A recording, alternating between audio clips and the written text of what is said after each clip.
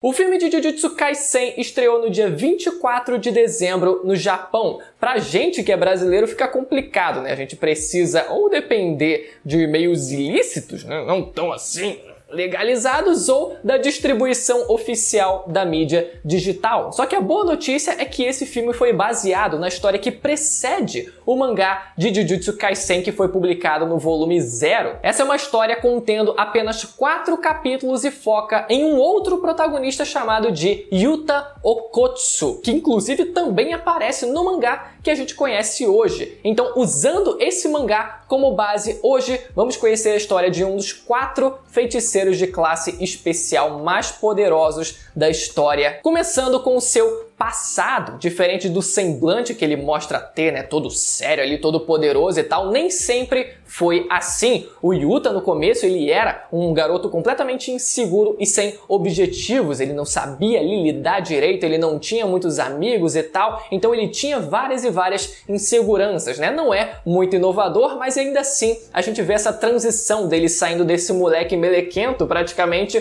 para alguém que vai se tornar um dos mais poderosos feiticeiros da história. Então ele no começo é mostrado possuindo uma amizade com uma garota chamada Rika. Os dois ainda, durante a infância, eles decidem fazer uma promessa entre eles de que no futuro eles vão se casar. Eles até trocam alianças, só que depois deles fazerem essa promessa acaba acontecendo um acidente trágico. Um carro acaba atropelando a menina Rika e esmagando a sua cabeça. Triste, triste e triste. Aparentemente o motorista até saiu vazado. Falei, ih, mano, agora deu ruim, né? Agora o bagulho é fugir da polícia. Mas por conta disso, toda essa energia e toda essa sensação de perda e de frustração e de tudo ali, de revolta por parte do Yuta, acabou ali somando e acumulando toda essa energia negativa. E assim como a gente sabe que acontece com esse processo, acabou gerando uma maldição tão poderosa que foi classificada como de classe especial, com energia amaldiçoada praticamente infinita, com parte da personalidade da garota chamada Rika, partindo do corpo ali do defunto da menina, foi originada assim essa criatura, e que passou a perseguir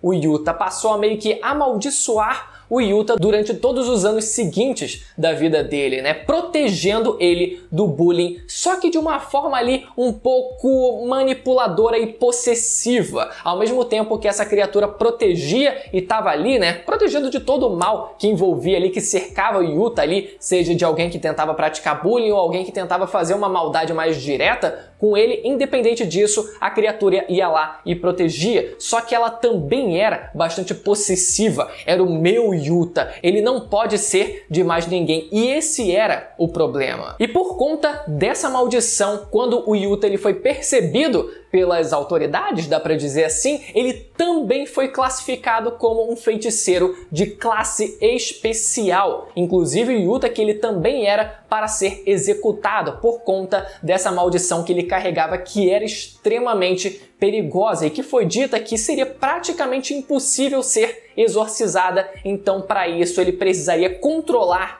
essa habilidade, só que enquanto isso não acontecia, a execução dele ainda estava marcada. E olha só que irônico que vai ser o papel dos mocinhos, né, de todos os mocinhos nessa história, com relação à atitude que o vilão também quer tomar. Vocês vão ver o paralelo. Então a gente vê o ingresso do Yuta na escola de Jujutsu de Tóquio. Lá ele conhece a Maki, o Panda, o Inumaki, né, que tem um nome ali parecido com a Maki também, e o Gojo, o seu professor. E lá ele passa a aprender a controlar, ele tem essa missão de controlar a sua maldição, como eu falei, já que é quase impossível exorcizar uma maldição desse nível. Lá o Yuta ele ganha uma espada para conseguir ali canalizar a energia espiritual fornecida pela Rika, porque assim, dessa forma seria mais fácil, né? Com o objeto acaba se tornando mais fácil de você conseguir trabalhar o controle dessa energia amaldiçoada, né? Além da própria invocação total da criatura. Então a primeira missão do Yuta é com a Maki. Ele faz uma dupla com a Maki e juntos eles vão exorcizar algumas criaturas dentro de uma escola. Lá eles acabam presos dentro de uma maldição. Só que diferente dos outros, né? No caso da Maki e também de outros alunos, de outras crianças que estavam lá também dentro do corpo da maldição, eles estavam sendo amaldiçoados ali, né? Eles tinham tido feridas e estavam sendo consumidos pela maldição daquela criatura. Diferente deles, o Yuta, ele não sofria desse mal, né? Ele estava meio que blindado desse mal e por conta disso ele era o único que conseguiria fazer alguma coisa naquela situação. E foi isso que ele teve que fazer. Ele teve que apelar e assim invocar a criatura Rika para conseguir assim derrotar aquela maldição e sair de lá com todo mundo vivo. E é nesse momento que o Yuta ele define quem ele quer ser ali sob pressão da Maki dele dizendo que quer estar com as pessoas,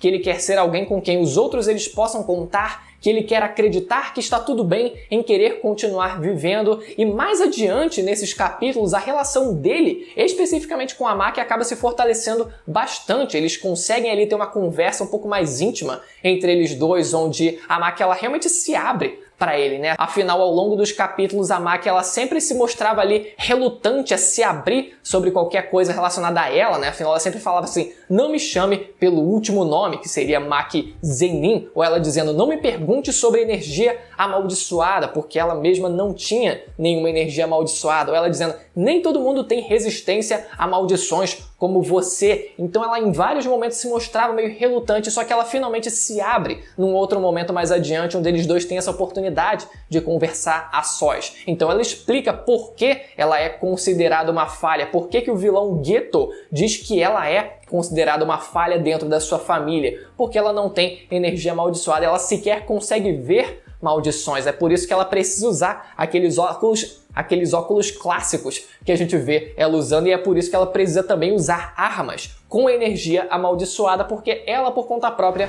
não consegue fazer isso. Mas a coisa muda no mangá mesmo, né? Porque a bicha vira um monstro. Inclusive tem vídeo aqui no canal falando sobre essa transformação, explicando como foi todo esse processo. Vai estar no final. No final desse vídeo vocês vão ver linkado aí pra quem não viu. Mas fechando esse ponto aqui, foi engraçado como, por mais que ela se reconheça ali como uma falha, ela não queira falar sobre o passado, sobre a vida, sobre coisas particulares dela, o Yuta ainda assim diz que quer ser forte como ela. Então isso dá meio que um brilho para ela ali, né? Ao invés dela ser julgada como uma falha, ela tá sendo vista ali como alguém que o próprio Yuta ele enxerga como alguém digno de se espelhar, né? Alguém para quem se inspirar. Já a segunda missão do Yuta é com o Inumaki dentro de um shopping praticamente abandonado. Lá o Inumaki ele aproveita no começo ali da viagem para comprar um remédio para dor de garganta ali, né? O Yuta ele não sabia, não fez a menor ideia do porquê ele estava fazendo aquilo, e depois na prática a gente vai entender porque a gente que viu o anime já sabe qual é a habilidade dele, mas ele estava ali comprando o seu própolis, ali de garganta para ver se ajudava ali no poder dele, né, a curar a garganta dele caso ele precisasse se esforçar demais. E junto ali, no meio da ação, eles trabalhando para conseguir exorcizar as maldições ali presentes, o Yuta ele até consegue começar a aprender a canalizar o poder dele na sua espada e ajuda o Inumaki com as maldições. Ele serve ali mais como um suporte do que como o protagonista desse pequeno arco, né? Mas ainda assim ele ajudou bastante e teve um pequeno progresso ali no desenvolvimento dele conseguir controlar as habilidades dele. Logo depois, o grande vilão desse mangá e também do mangá que a gente conhece, né, Jujutsu, Geto, ele aparece trabalhando como líder de um grupo religioso oferecendo milagres. O que ele fazia ali era receber as pessoas que estavam com alguma dor, com alguma coisa estranha no corpo, e ele identificava que era por conta de maldições que estavam ali assombrando a vida das pessoas, perturbando a vida das pessoas, e ele ia lá, assimilava aquelas maldições para ele e assim conseguia executar praticamente milagres. E dentro ali, né, por trás dos panos, por trás dessa seita religiosa que ele tinha criado, o real objetivo dele era, na verdade, assim como é no mangá também, exterminar todos os não feiticeiros e só deixar no mundo os feiticeiros, os reais. As pessoas que realmente merecem estar vivas naquele mundo e não os macacos que são os não feiticeiros. Ele quer somente feiticeiros e para isso ele precisa ir atrás do protagonista Yuta Okkotsu, porque ele possui uma maldição extremamente poderosa e o plano dele é tentar se aproximar do Yuta. A primeira abordagem que ele faz até é um pouco mais sutil, tentando chegar, meio que fazendo uma amizadezinha, tentando convencer ali na prática sem realmente exercer qualquer tipo de violência, né? Chegar ali e tentar convencer ele para chegar pro lado dele, só que isso não funciona. O real plano dele era realmente matar o Yuta, porque dessa forma ela ficaria mais fácil de ser assimilada pela habilidade dele. E olha só que irônico, lembra do que eu falei no comecinho do como o Yuta ele estava para ser executado pelas autoridades de Jujutsu, as autoridades formais de Jujutsu? Olha só o que o vilão também quer fazer, quer matar o mesmo protagonista, só que para objetivos diferentes. E aí fica nesse impasse, caraca, todo mundo quer me matar, será que eu mereço viver? Será que, pô, o que eu faço da minha vida agora que eu tô para ser executado? Então no dia 24 de dezembro, exatamente o dia que o filme ele foi lançado no Japão, o Geto ele finalmente coloca o seu plano em prática. Ele começa a liberar um monte de maldições, que é o que ele faz inclusive também dentro da história, só que numa escala muito maior que englobe o Japão inteiro. Nesse caso parece ser numa escala bem menor, mas ele invade a escola de Tóquio e ele libera as maldições ali para tentar eliminar os não feiticeiros e eliminar quem for que ficasse na frente dele. Então ele derrota a Maki, o Inumaki e o Panda, e isso obviamente faz com que o Yuta ele perdesse o controle completo. Na verdade ele não perde bem o controle, ele só fica muito putaço da cara e ele acaba sim invocando a criatura Rika. No meio da batalha, o Yuta ele consegue curar os seus amigos com a energia amaldiçoada reversa, uma técnica muito poderosa ali, né? A gente já explicou isso num vídeo anterior, a diferença da energia amaldiçoada normal para essa amaldiçoada reversa, que serve para criação, que serve para ali você na prática curar outras pessoas e a si mesmo. Ele fez isso com os amigos dele também, levando, ele mostrando que ele elevou muito o nível de controle de energia amaldiçoada dele, é óbvio, né?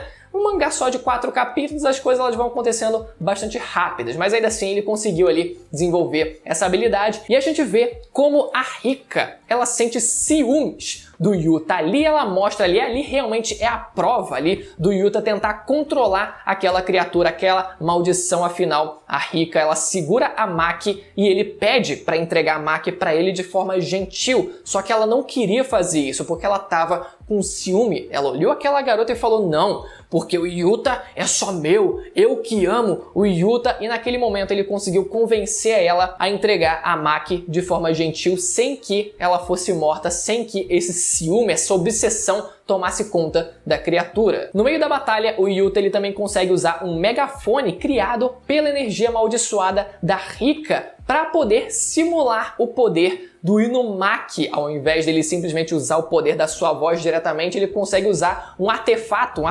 amaldiçoado para assim ele conseguir simular a habilidade dele. É bem legal que ele conseguiu simular essa habilidade e seguindo o Geto, ele mostra que também possui uma das 16 maldições de classe especial, assim como o Yuta. Só que além disso, o Geto ele também possui mais de 4.000 maldições que ele decide fundir numa técnica chamada de Uzumaki. Ele funde ali a sua técnica máxima com todas as maldições ao mesmo tempo, fundindo numa criatura só. E para conseguir vencer esse desafio, o Yuta ele promete entregar tudo a Rika em troca dela derrotar o Geto, seu coração, seu corpo, seu futuro. Então nesse momento a Rika abre o seu olho e usa o seu poder máximo, o maior poder de todos, que é o amor. E nesse momento, né, ela usa o seu amor puro, a sua técnica de amor puro, e consegue obliterar todas as maldições que o Geto tinha invocado e também conseguiu derrotar o Geto. E essa troca é quase como funciona o Nen em Hunter x Hunter. Quanto mais você está disposto a sacrificar, até mesmo uma troca equivalente também, de certa forma, quanto mais você está disposto a sacrificar de você, mais poder você obtém. E nisso vai o bom senso da gente ali saber julgar se a troca está sendo justa realmente